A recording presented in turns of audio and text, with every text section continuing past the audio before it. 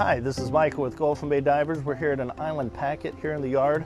This is what's called a feathering prop. What that means is that this propeller will feather back and forth. There's gears inside. Why does it do that?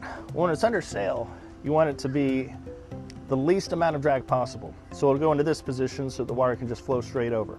When it's in reverse, it'll go one way. When it goes forward, it'll go the other way. These are very expensive, very important to keep it zinced up. This is an island packet. Island packets are known for driving a very straight line, blue water boat. And that's because they have this full keel, or almost completely full keel. That'll really help you go in a straight line really well.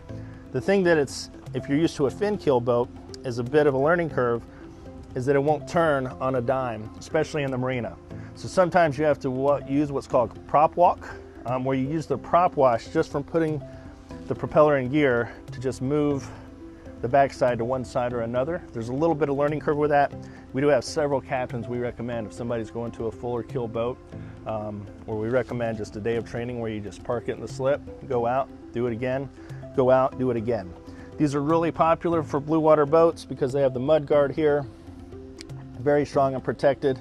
You can't just hit something or hit a piece of coral in the islands and it not be as stout as this if it's a fin rudder. So this is really stout, really protective of the rudder. This is a really nice and expensive propeller. So you just want to make sure they're taken care of and that you have people that know what's going on here.